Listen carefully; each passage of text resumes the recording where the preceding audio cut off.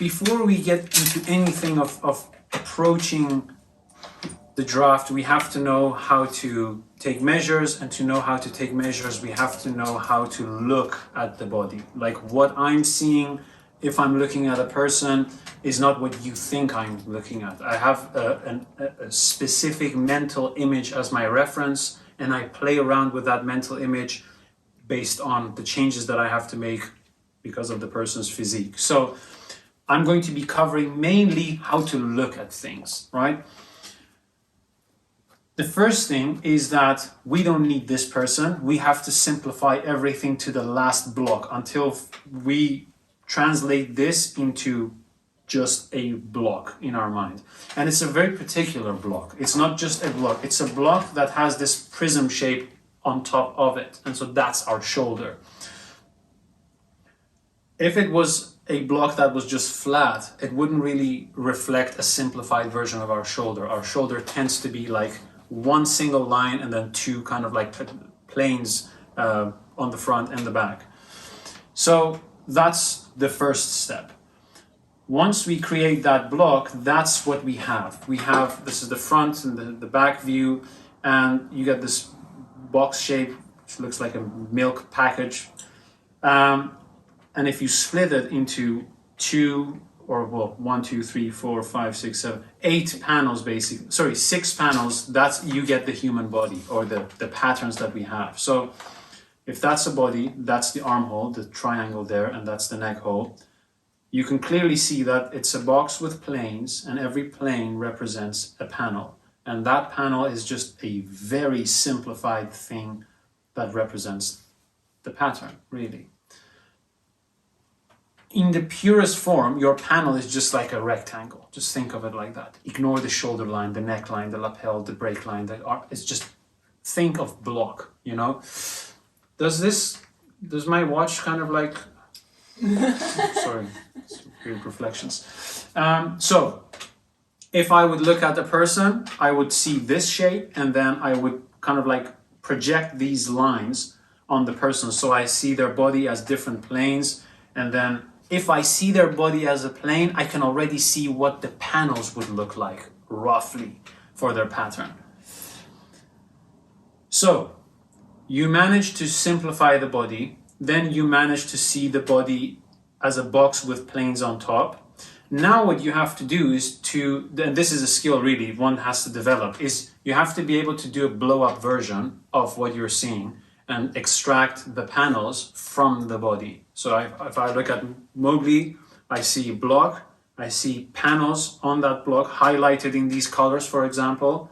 And then what I do is I try to visualize that every panel just comes off the block version of that body.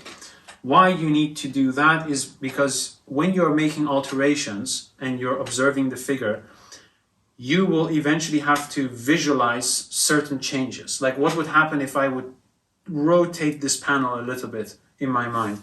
What would happen if I would tilt it upward or tilt it downward? That's just the visualization machine that you build in your mind, both for analyzing, but also for making changes throughout the stages that are going to be destroying us. So once you've done that, then you need to start doing exactly the same with different varieties. You as a block are very different than Matthew as a block, and Matthew as a block is very different than the Cookie Monster from Sesame Street as a block. So once you learn to imagine every type of body as a block, then you can also roughly get an estimate of how their panels, their patterns, would have to look like. And this is very low resolution. So we go one step further to create just one resolution. We add one more pixel to the picture, and then we get this. So this is not just a simple block anymore. Like the bottom is wider than the top, or here, you know, the sides are wider than the top. And that's how bodies usually are. Like you could easily look at someone and be like, that. If that person was a block, it would be a block where the sides are wider than the top or the front or whatsoever.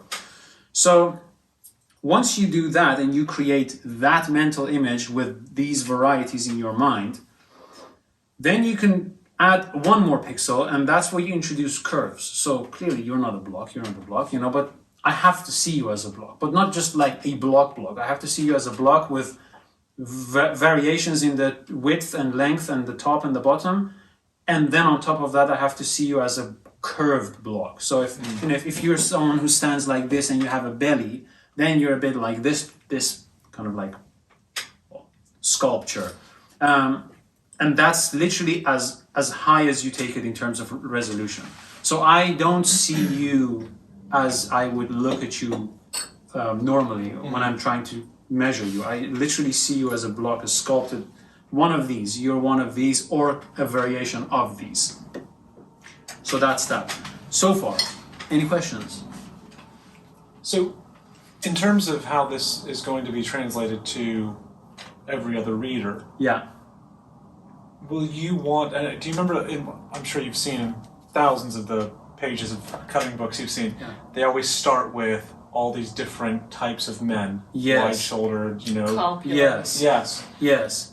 Would you want to then extrapolate those similar images, like this is 10 variations of your standard person, Yeah. and then translate that into lowest resolution? 100%. That's exact, and that's what those tailoring books are missing. So they tell you like, oh, here's a squared man with like an erect figure. Yeah. That doesn't say anything because they miss hundreds of steps of how you actually should simplify that person until you see that person as a pattern put together. Yeah. This is a pattern put together. If you just cellar tape all your panels at the seams, this is what you roughly would get.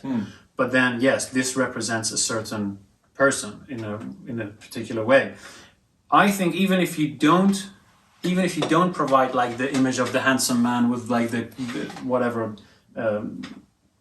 bent back or whatsoever, you could tell how this person is standing. Like you get the gist of the gesture. But we can do that, and I think we should, because then you're giving them every reference that they should have, Well, at least giving the core references, which then you can build on in your own mind of, okay, now I've seen this, and I can mix and match.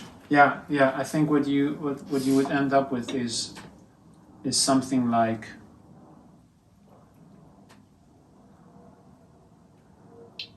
you would end up with something like this, and then a simplified version of any of these. That's what you basically mean, exactly. right? Yeah. We could do that, and I think it's good to do that. Because what do you know as a tailoring student, like what to do with this figure? It's too abstract. So those are the internalized things that the tailor forgets to put in the book. And we are trying to bring that onto the surface. So then comes an assignment, and you really have to do this. Like, as simple as this seems,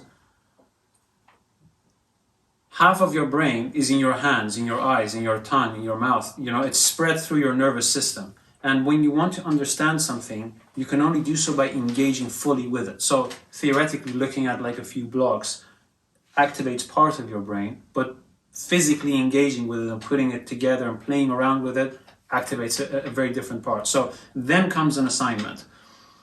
And the assignment is, look at this as they are and try to make paper panels and then put them together so that it resembles any of these, right? Super simple. You would think like this is like that smiles tells me enough, right?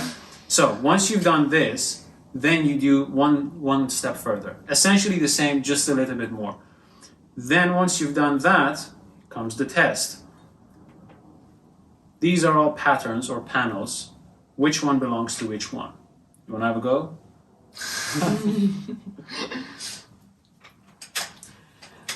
Third one in, second one at the top. Third one in, second one at the top. Yeah. Okay. Second one is the last. Yeah. Second one is the last. Last is the third. Last is the third. First is the first. Yeah. Great job, Robocop. Imagine if the tailors had it wrong. Yeah. No, well, that's a good test. That's a good test. So I'm happy because it seems what it tells me is we've simplified something that's usually not explained simplistically, so simple that you can just instantly tell, right? Okay, It's next like thing. putting the star through the little. Yeah. Star Well, through star. yeah. Well, so here's the thing, if someone would tell me like, dude, you don't need to go that simple, I would be like, oh yes, we need to go exactly that simple, because it's not the simplicity that matters. It's in what sequence do your observation kind of like follow until you get to something more complex. Like we talked about this last time. One task is made up of 100 different tasks. So, reaching out to something is not that difficult, but once you start to articulate it, it becomes really difficult and like a long list. So I have to think a bit more with this one.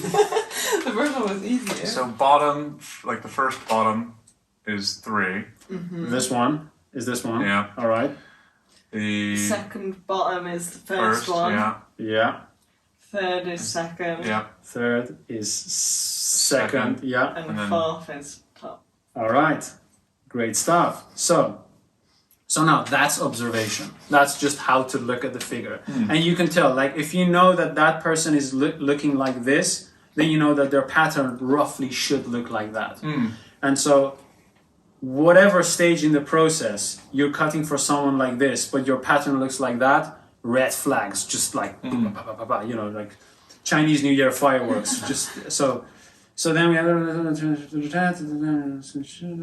right. So now you understand how to simplify the body, how to turn it into a block, and how every block has its own planes, and how every plane is a panel. Next thing is how a change in the block makes changes on the panels, right? So this is the block. That's how the simplified pattern looks like. That's how the actual pattern looks like. That's, again, another type of box. That's how the panels look like simplistically. That's how the actual pattern looks like, etc. And so we have a few versions of that to keep that in your mind. Then comes the changes. So if we have this basic block, and this is how it looks like as a pattern, a change like this, so if the side of that block opens up only at the top, then what you get is that same edge in between these two. And then the question is, well, what are you going to do? Are you going to let out the side body, or are you going to let out the front panel, or are you going to let out both? Now, to keep everything simple, this is what I thought. If something expands and it's from the side or the front, you can actually choose both of them. But there is one limitation that we have, which I'll cover further down the line, is that technically every seam has a correct position that you have to maintain if you want the shapes to actually be what you want them to be. If you want the shapes to be realized in their fullest form. So to keep things simple, this opens from the side. The width doesn't, the actual width of the box doesn't change, but, sorry, it's the width. The depth doesn't change, but the width changes, right? So here I've added whatever is going to be open there to the forepart. So here are covering a few changes. So here the bottom opens, and then instead of adding it to the side, again, add it to the front, because that seam, underarm seam, has to remain in its place. You can't have the underarm seam here on the belly. So then we go through all of that. Here, if it opens from the top, because the shoulders then are involved, then you have to drop the shoulders as well, because it expands forwards, and therefore the shoulders have to change. So this is something you really have to kind of like observe and get into to get a general understanding as someone who's starting out of how changes to a box translate onto changes into a pattern. Here, what you notice is that the front panel is wrapped around the body. This is more true to what we are doing, because the side seams are actually here. They're not ending up here. So here, if the side opens, whatever wedge is opened up is added to both of them. So that's very simple so far. Any questions?